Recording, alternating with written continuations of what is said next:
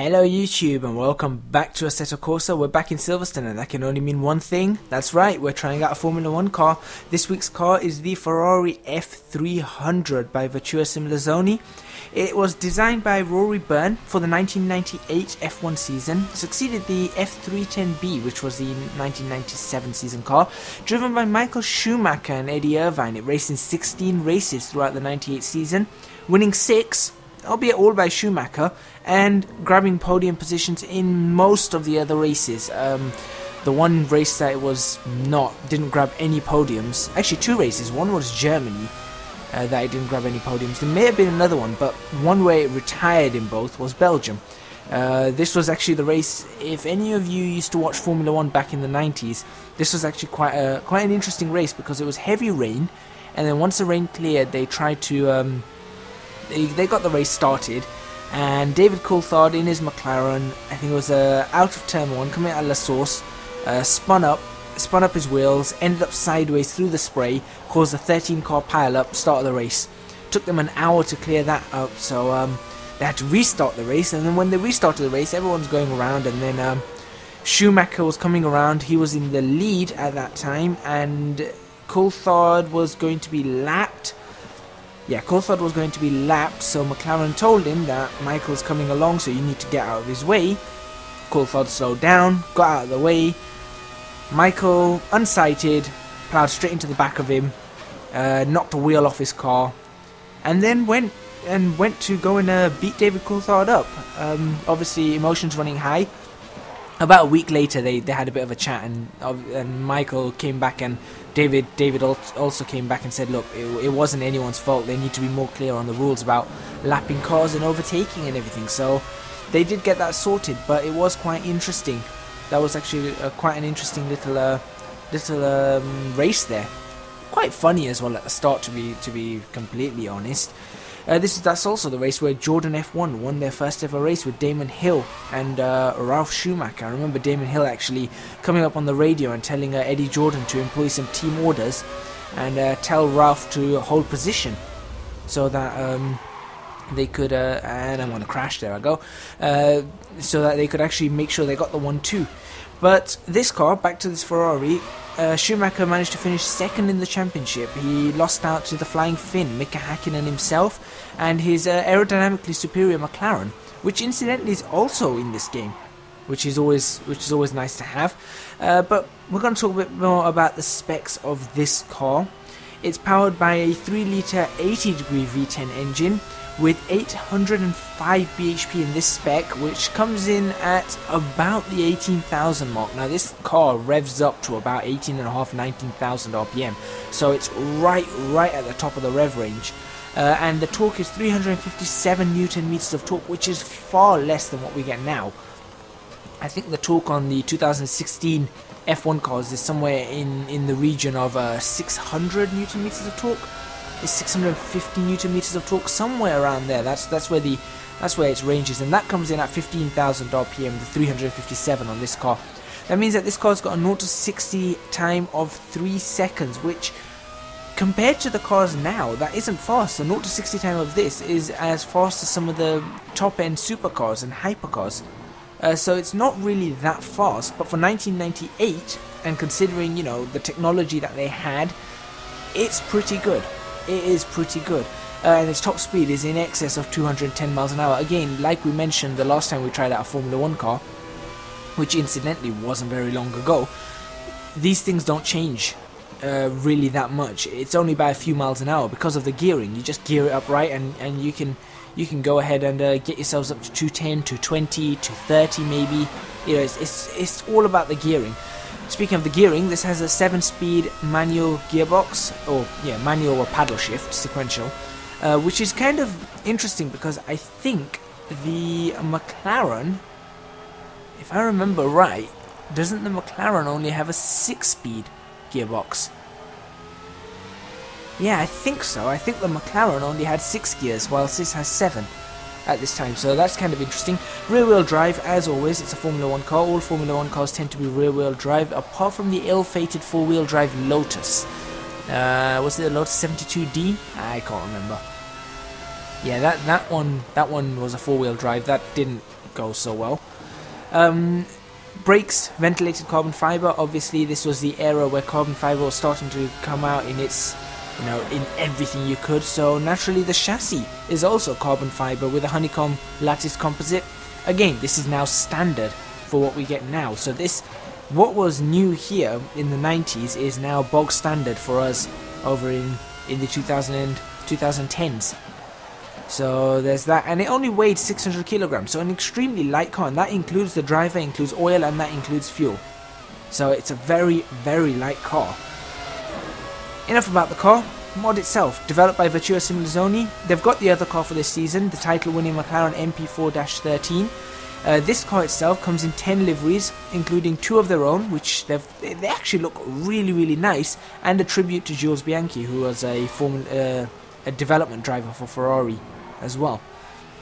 There's also a 4K texture pack that can be downloaded, so if your computers can handle that, I would massively recommend you do that. And there I go again, same place, funnily enough, or well, slightly further up. Reminds me of Kimi Raikkonen's accident last year. Was it last year? Yeah, I think it was 2015 season. Kimi Raikkonen had a bit of an accident here as well. In fact, his accident was just here, and then he ploughed backwards and forwards and sort of did a bit of a pinballing off the barriers. But yeah, if your computers can handle it, 4K texture packs are available. This car itself is 156 meg download and 577 meg when it's installed, so it's pretty big. It's a pretty big car. But I tell you something, it's worth it. It really, really is worth it. I really like the car. I mean, as with the McLaren, their modelling is spot on. It looks like they used a later design variant of the F300 though, because I was looking at the modelling, and I mean, I haven't seen this car for 18 years or thereabouts. But I was looking at the back of the car, and the exhaust looked like it was raised, and the diffuser looked quite different. So I'm thinking that was at the end of the season. Because the exhaust were on top, and it was very different. The back of the car was very different from the start of the season, but I cannot remember for certain, because like I said, it's been a long time since I've seen this particular car. However, it looks like its competitor, the McLaren, which was released earlier, seems to have been based on earlier in the season. Again, I'm just judging this from how it looks. So there might be some discrepancies between the two cars. Something to note. I like the steering wheel in this car more though. I'm just going to point that out. I like the Ferrari steering wheels. I've always liked Ferrari steering wheels over Mercedes steering wheels. I don't know why. I just prefer these. The Mercedes steering wheels do look more like a fighter pilot cockpit style steering wheels, and I like fighter pilot things. But that looks more like a racing steering wheel for some reason to me, and I prefer that one. Texturing, again, spot on. Both interior and exterior is well textured. I took a look around trying to find any bugs. Couldn't generally find any bugs. You can see well, you can't see it because the wheels are rotating, but you got the Goodyear tires, you can see the grooves, you can see the bands, and you can see everything is very, very well detailed. Even, I mean, when you download this car, have a look down in the cockpit, and they've actually got detailing down there as well, which is pretty interesting because you're generally not going to look there. You're not going to look down towards where your leg is, but there were some controls there, for brake bias and whatnot. So they've put it in, which I think is nice. They've modelled it in and they've textured it correctly. It's always great to have that. It's very, very well done. No general bugs as I can find, but again, as always, I might have missed something, and if I have, just leave it in the comments box below if I've missed something out. Sounds. I'm probably biased, but I love these sounds. This is the era of F1 I grew up in. So the sounds, they're really lovely. I mean, again, with the McLaren, the sounds are alive, and in this car, they're alive again. There's lots of different sounds. You can hear the engine itself, then you can hear the exhaust, you can hear the gearbox, you can hear the tyres. There's lots and lots of little things you can hear. The clunk of the changing in gears, the backfire. You've got all of that, and it sounds very, very alive. It sounds like a Formula 1 car. This car is a lot less grunty than the McLaren. The McLaren had a lot more grunt to it. I prefer this one because this one's more screamy, and I like screamy cars. Well, at least screamy V10 Formula 1 cars. I don't think I'd like a screamy car on the normal roads. I don't think I'd like that. but it's definitely a lot less grunty, which shows that they have taken separate samples for these two cars. They haven't just, you know, reused the McLaren samples, which they could have done, and they probably would have got away with it as well.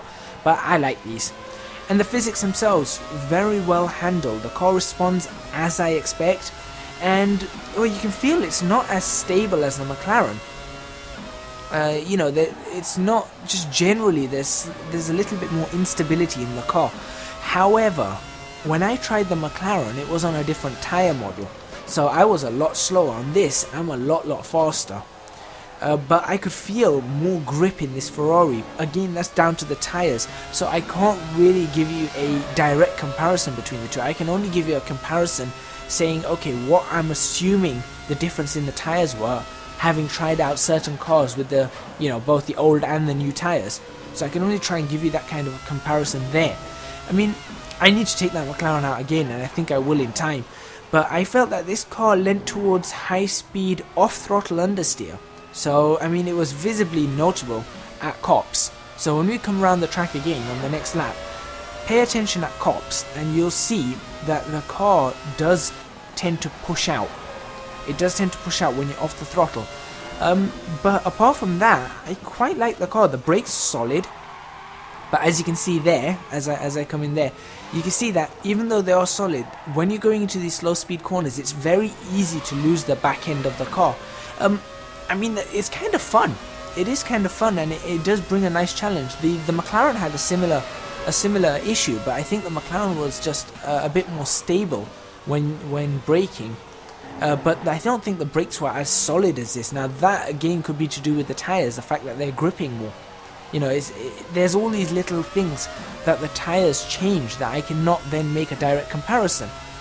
And the other thing is, like I said, because the McLaren was designed at the start of the season, or it looks like that, and this one seems to be the latter version of the Ferrari, this car is faster. It's got more power, it's got a bit more torque, it's got a lower 0 to 60 time, albeit only 0.2 of a second slower, but it's still 0.2 of a second, and the power's up, I think, 25 bhp. There's 25 bhp more on this car. So there's all these things, all these considerations that need to be taken into account. I personally, with the brakes, I moved you saw after one lap, I moved the brake bias forward a few percent, because I felt that the back tires were locking just a little too quickly. It's still locking. You just heard it there. The back tires still lock, but then that's more down to my braking then, as opposed to the car being, you know, the braking being a little bit unstable.